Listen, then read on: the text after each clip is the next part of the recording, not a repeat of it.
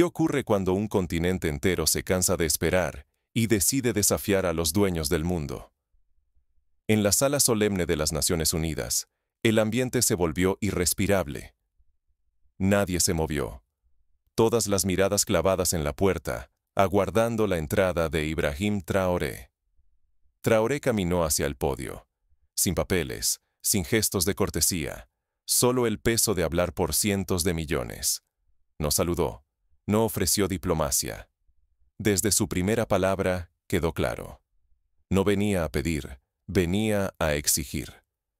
No habló de favores ni de sueños, sino de cuentas. África exige 847.000 millones de dólares en reparaciones. Una suma que heló la sangre hasta de los más poderosos. Su discurso fue una acusación implacable. Detalló cifras, materias primas, décadas enteras, oro, cacao, uranio, millones tras millones saqueados desde 1960. Cada dato, un golpe seco que evocaba siglos de despojo sistemático. Traoré advirtió sin rodeos: África no aceptará un orden mundial fundado en la injusticia. Si no hay reparación, el continente abandonará la ONU y podría hacer tambalear toda la arquitectura internacional. En segundos, el protocolo se evaporó, dando paso a la tensión. Por primera vez, África no pedía un asiento. Amenazaba con derribar la mesa si no recibía justicia. Si el mundo ignora esta demanda, podría enfrentar una fractura histórica en el equilibrio global. Pero si escucha, presenciará el nacimiento de una redistribución de poder y riqueza sin precedentes. ¿Cómo llegó África a este punto de ruptura? Para entender la magnitud de este desafío, debemos mirar la herida abierta que conecta historia y presente. Detrás del ultimátum de Traoré hay siglos de saqueo y promesas incumplidas. El relato de expolio y resistencia africana es la clave para entender la fuerza de este reclamo. Durante generaciones, África sobrevivió a la sombra de otros poderes. ¿Cómo se acumularon las deudas históricas que hoy se reclaman? Esta no es la historia de un continente que pide ayuda. Es la de uno que exige restitución tras siglos de expolio sistemático. Bajo regímenes coloniales y neocoloniales, África fue forzada a esperar, a obedecer, a aceptar sistemas impuestos. El control nunca terminó con la retirada de las banderas extranjeras. Siguió disfrazado de acuerdos monetarios y pactos comerciales desiguales. El franco CFA, por ejemplo, ató durante décadas a más de una docena de naciones africanas a la economía de Francia. Reservas, moneda y futuro quedaron en manos ajenas. Sin embargo, el saqueo no terminó ahí. Oro, cacao, uranio y otros recursos críticos fueron extraídos y vendidos a precios mínimos. Millones de toneladas de materias primas salieron de África, mientras sus pueblos recibían solo migajas. Desde 1960, el continente ha perdido 847.000 millones de dólares en riqueza saqueada. Una cifra abrumadora. Equivale a miles de hospitales, escuelas y carreteras nunca construidos. Riqueza que transformó Europa y las potencias mundiales, mientras África quedó anclada en la dependencia. El mundo reconoce el daño. La Organización de las Naciones Unidas declaró que el colonialismo es un crimen contra la humanidad. Sin embargo, la indemnización real nunca llegó. No hubo transferencia de poder ni de riqueza. El saqueo fue reemplazado por una nueva forma de control. La deuda y la dependencia, impuestas por organismos como el Fondo Monetario Internacional y el Banco Mundial. Estos entes prestaron dinero, pero a cambio de condiciones que perpetuaron la vulnerabilidad africana y dictaron políticas desde despachos lejanos, manteniendo a todo un continente en un ciclo interminable de deuda y desventaja. Ignorar esta historia es condenar a África y al mundo a repetirla. Sin reconocimiento claro del daño y una reparación sustancial, la economía y la soberanía africanas seguirán siendo rehenes del poder externo. Los números no son solo estadísticas, representan vidas, generaciones enteras privadas de futuro por decisiones tomadas lejos de sus tierras. Pero el discurso de Ibrahim Traoré en la ONU no fue solo un repaso del pasado. Fue un desafío directo al orden global que perpetúa estas injusticias. La voz de Traoré resonó como un ultimátum. Si no hay justicia, África está dispuesta a romper con el sistema mundial. El tiempo de la sumisión ha terminado. Comienza la era del reclamo. ¿Qué ocurre cuando un continente entero decide romper sus cadenas y exigir justicia ante el mundo? Esa fue la pregunta que Ibrahim Traoré arrojó como un desafío, de pie en el corazón de la Asamblea de las Naciones Unidas. No fue un discurso de súplica, sino una declaración de guerra moral. África ya no aceptará reglas impuestas desde fuera. Con voz firme, Traoré acusó a la ONU de haberse vuelto cómplice, de ser un escudo que oculta la expoliación y perpetúa la injusticia. Frente a todos los delegados, exigió algo concreto: la creación de un tribunal internacional, no para conversar, sino para juzgar y reparar.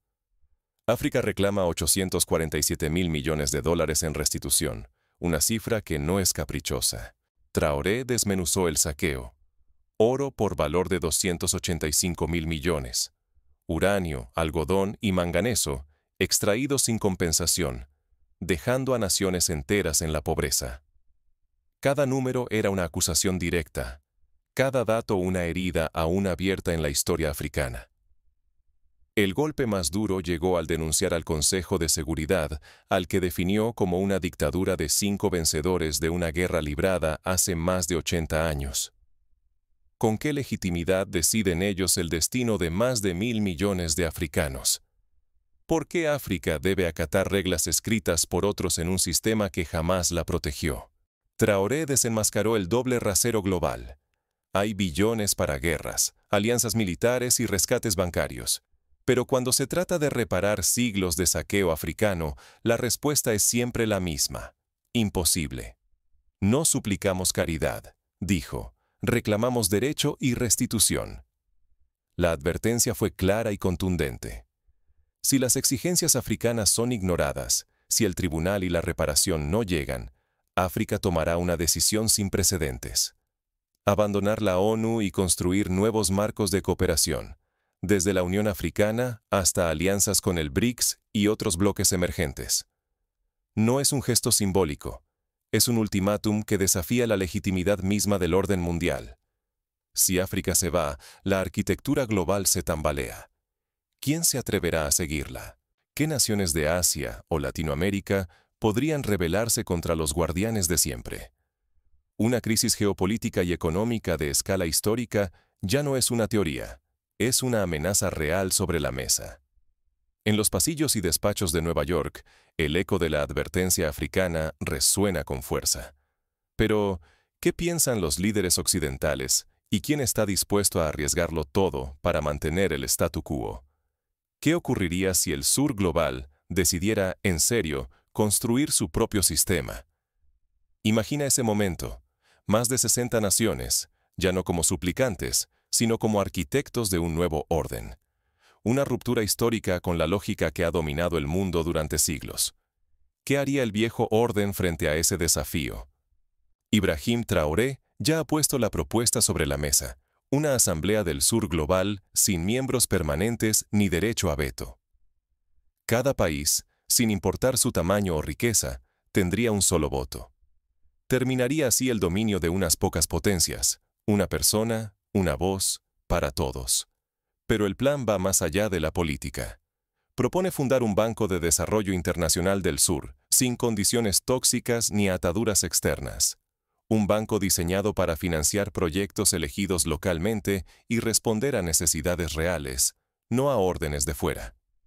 Y algo aún más audaz: un tribunal de reparaciones, con bases legales claras, capaz de exigir compensaciones por daños históricos y forzar respuestas, no solo promesas. La primera gran prueba tiene fecha: 15 de diciembre de 2025, en Ouagadougou, Burkina Faso. Más de 60 países están listos para asistir a la cumbre fundacional. Ninguna potencia tradicional ha sido invitada al podio principal. Por primera vez, el sur global marca el ritmo y define la agenda. Pero el nuevo camino está plagado de riesgos. El primer escenario es el fracaso. Divisiones internas, presiones asfixiantes de Occidente, sanciones, amenazas, hasta que el proyecto se desplome desde adentro. El segundo escenario es el éxito. El nacimiento de un bloque independiente, con reglas propias y un producto interno bruto combinado de varios billones de dólares, capaz de negociar de igual a igual con cualquier potencia. El tercer escenario es un éxito bajo asedio. Sanciones, crisis de divisas, boicots, inflación importada. Pero aún así, una resiliencia inesperada, una resistencia que podría redefinir el equilibrio global. Si esta revolución geopolítica avanza, los flujos de comercio y de capital podrían cambiar de rumbo, reescribiendo las fronteras del poder y de la riqueza. Las viejas reglas, dictadas en conferencias lejanas, serían sustituidas por acuerdos nacidos de las necesidades del sur. El precio del fracaso sería perpetuar la dependencia, perder otra generación y regalar billones de dólares en recursos y oportunidades. Pero el éxito puede significar una redistribución real de hasta 20 billones de dólares en el flujo comercial global y el surgimiento de un mundo genuinamente multipolar, donde ninguna región vuelva a ser condenada a la marginalidad. Pero, ¿qué posibilidades reales tiene este proyecto de sobrevivir a la presión externa y a las fracturas internas? Para entenderlo, hay que ver cómo reaccionan tanto los gobiernos del sur como las potencias tradicionales ante la inminente ruptura.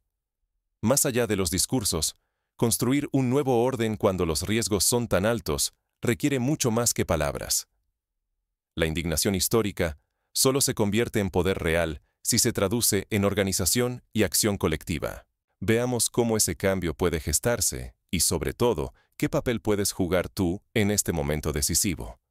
La fuerza de la movilización popular es el primer motor. La indignación digital, aunque hashtags como reparaciones ahora o África no se rinde hayan resonado en millones de pantallas, no basta. Detrás de cada tendencia hay debates en universidades, mesas redondas en barrios y calles llenas de manifestantes que se niegan a dejar que el clamor por justicia desaparezca tras un titular. Cada trending topic, cada marcha, es una pieza que presiona a gobiernos y coloca la agenda de reparaciones en el centro del debate global. Pero la historia enseña que conmover no es suficiente. Hay que convencer y reclamar en términos legales. Por eso, juristas africanos y aliados internacionales han empezado a articular demandas de reparaciones, basándose en el derecho internacional y precedentes históricos. Tal como sucedió con las indemnizaciones por el Holocausto o el Apartheid en Sudáfrica, ahora se exige que el expolio colonial sea reconocido como crimen económico y reparado en sumas concretas. La cifra de 847.000 millones de dólares ya no es solo un símbolo. Es una demanda con bases jurídicas y respaldo documental. El paso siguiente es crear instituciones propias. La propuesta de una Asamblea del Sur Global, un espacio autónomo para que países de África, Asia y América Latina negocien en condiciones de igualdad, desafía la dependencia de organismos donde las potencias mantienen su derecho de veto. Igualmente crucial es la idea de un banco de desarrollo gestionado por el Sur, capaz de financiar proyectos sin caer en las trampas de deuda impuestas por el Fondo Monetario Internacional o el Banco Mundial. Estas herramientas son vías concretas para romper el neocolonialismo financiero y recuperar la soberanía sobre los propios recursos. Nada de esto ocurre en el vacío. La presión internacional es clave, y la solidaridad entre Asia y América Latina fortalece la causa africana. En las últimas semanas, movimientos sociales desde Buenos Aires hasta Yakarta han emitido comunicados de apoyo, y algunos parlamentos están debatiendo el reconocimiento formal de la deuda colonial. Los lazos de solidaridad son cables de transmisión entre luchas, capaces de amplificar demandas y forzar el cambio desde múltiples frentes. ¿Y tú? Quizá parezca que estos procesos están lejos de tu alcance, pero la historia avanza cuando millones dan pequeños pasos. Puedes apoyar informándote, desmontando mitos y compartiendo información verificada, uniéndote a campañas para que tus representantes reconozcan la deuda histórica, o participando en proyectos educativos y redes de activismo que sostienen el impulso colectivo. Cada voz cuenta, y la presión de la sociedad civil ha demostrado, una y otra vez, que puede obligar a los poderosos a escuchar, negociar e incluso ceder. Lo que está en juego es inmenso. Si la energía popular no se canaliza en nuevas instituciones y acciones sostenidas, la oportunidad se disipará y el ciclo de dependencia volverá a cerrarse con nuevos eslabones. Por eso, este es el momento de transformar la indignación en organización y la organización en poder real. Pero incluso si la movilización gana fuerza y las instituciones alternativas se consolidan, los desafíos que esperan son formidables. El siguiente capítulo revela hasta dónde están dispuestos a llegar quienes se benefician del viejo orden. La historia no se cierra aquí. La pregunta queda en el aire. ¿Será África autora de su propio destino o el mundo desoirá una de las demandas más audaces jamás pronunciadas? Frente a la mirada del planeta, África no vino a implorar. Vino a exigir. El eco de la voz de Ibrahim Traoré atraviesa muros y fronteras. No pedimos ayuda, reclamamos lo que nos pertenece por derecho. Los 847.000 millones de dólares solicitados no son solo una cifra. Representan siglos de expolio, riquezas robadas y generaciones privadas de futuro. Estamos ante un punto de inflexión irreversible. Por primera vez, el continente africano se presenta ante la comunidad mundial como demandante legítimo, no como víctima resignada. La asamblea se transformó en sala de juicio, la diplomacia en confrontación y el reclamo moral en exigencia legal. África reclama más que justicia. Exige que el mundo reescriba las reglas que han perpetuado la desigualdad y la dependencia. Pero aquí acecha el mayor peligro. No decidir es también tomar partido. Si la comunidad internacional opta por la indiferencia y deja pasar este momento, podría condenar a África a siglos adicionales de subordinación. No actuar es perpetuar el sistema, ignorar el precio que millones han pagado con su futuro, su dignidad y su soberanía. Ahora, la pregunta es universal. ¿Seremos cómplices del silencio o partícipes de una nueva era? Si África da el paso y el mundo responde, podríamos ser testigos del nacimiento de un orden global en el que la justicia deje de ser una promesa vacía y se convierta en realidad tangible. Esta no es solo una batalla africana. Es la oportunidad de romper el ciclo de saqueo global y reescribir la historia. Cada quien tiene un papel, desde los líderes que pueden decidir hasta los ciudadanos que pueden exigir, preguntar y no olvidar. La historia nos observará. Si hoy miramos hacia otro lado, legitimamos la injusticia. Pero si elegimos actuar, podríamos ser protagonistas de un renacimiento sin precedentes. La pelota está en el aire. El futuro depende de lo que decidamos ahora.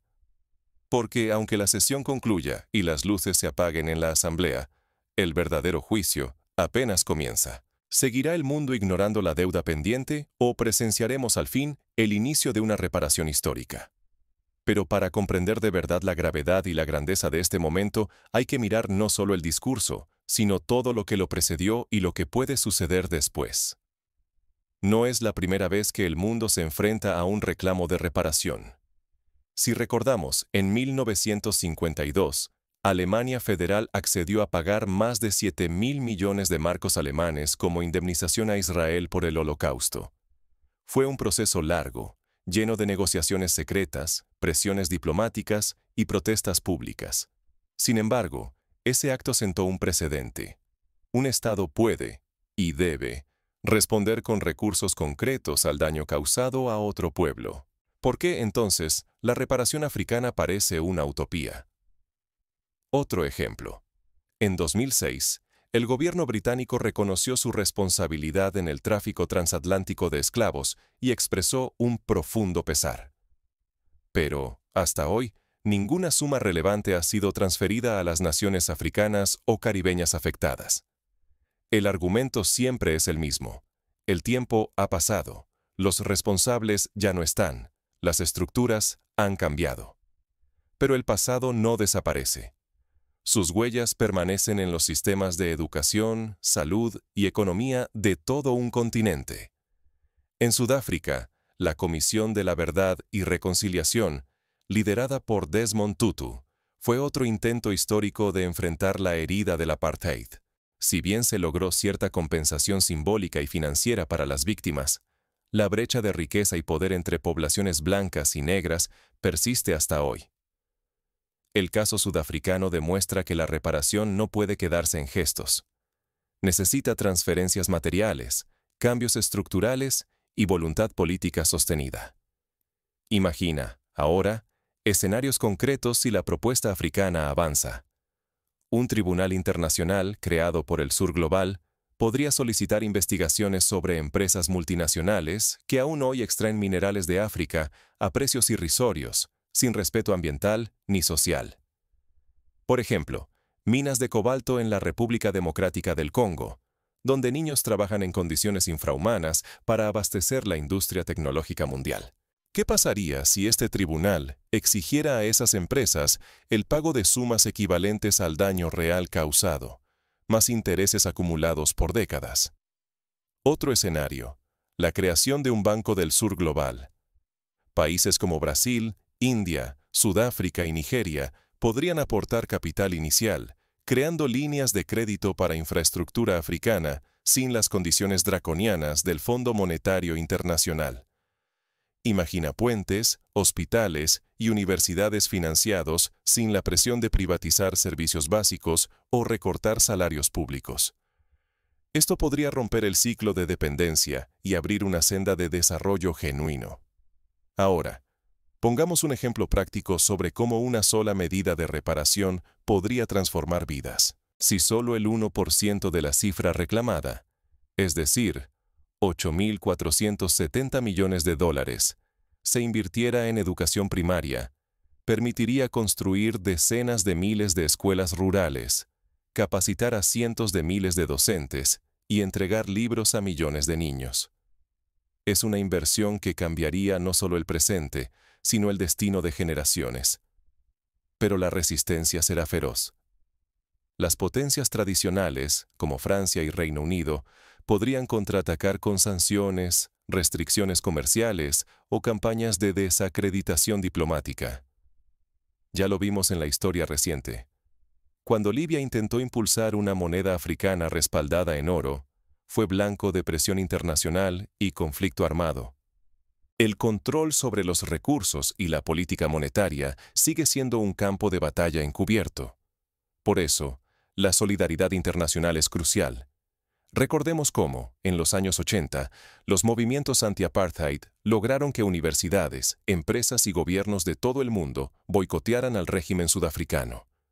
La presión de la sociedad civil aceleró el fin del apartheid más que las sanciones oficiales. Hoy, campañas como Decolonize Now o Reparations for Africa suman millones de firmas en plataformas digitales, exigen leyes de reconocimiento y movilizan fondos para litigios legales. Aquí tienes pasos prácticos si quieres sumarte al cambio. 1. Infórmate sobre la historia del colonialismo, más allá de lo que enseñan los libros escolares. Busca documentales, testimonios y análisis críticos. Conocer es el primer paso para transformar. 2. Exige a tus representantes que reconozcan la deuda histórica. Puedes firmar peticiones, escribir cartas abiertas o participar en consultas públicas. La presión política funciona cuando es persistente y colectiva. 3. Apoya medios y proyectos africanos que narran la historia desde su propia perspectiva. La narrativa dominante suele invisibilizar la voz africana. Compartir y difundir contenido local es un acto de justicia informativa. 4. Si tienes recursos, contribuye a fondos que apoyen litigios internacionales o proyectos educativos en África. Cada aportación suma en la lucha por la reparación real. 5. Únete o crea grupos de discusión en tu comunidad. Conversar y debatir sobre reparaciones ayuda a romper el silencio y a construir conciencia colectiva. 6. Participa en movilizaciones y jornadas de solidaridad. Las marchas y protestas son visibles, pero también lo son los foros, seminarios y encuentros de activismo digital. 7. Cuestiona los discursos oficiales cuando minimizan el daño colonial o niegan la legitimidad de las reparaciones. Exigir verdad es una forma de resistencia. Ahora, volvamos al escenario global. Si África y el sur global logran sostener la presión y avanzar en la construcción de sus propias instituciones, el mapa del poder mundial cambiaría de forma irreversible. Se abriría la posibilidad de una ONU renovada o incluso de un organismo alternativo, más inclusivo y democrático.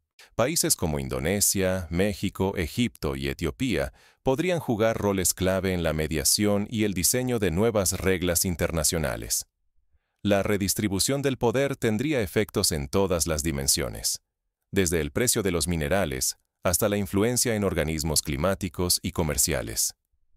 Imagina un mundo donde África no solo exporta materias primas, sino que fija los precios y regula las condiciones de extracción.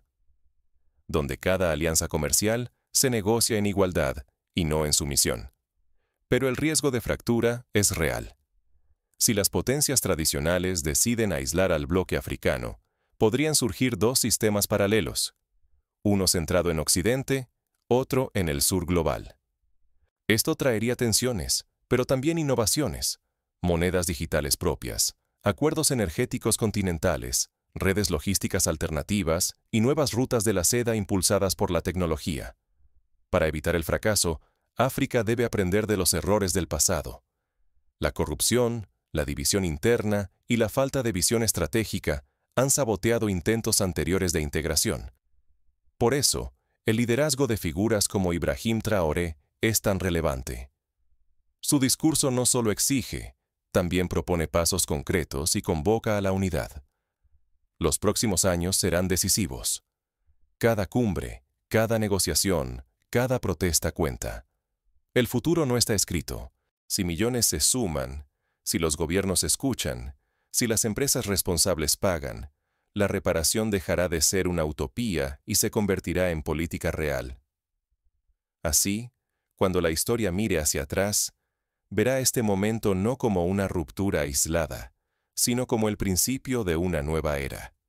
Una era en la que la justicia deja de ser un anhelo y se vuelve una práctica cotidiana, donde el mundo reconoce, repara y construye con África, no sobre ella.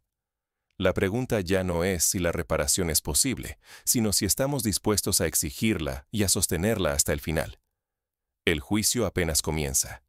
Tú decides en qué lado de la historia estarás.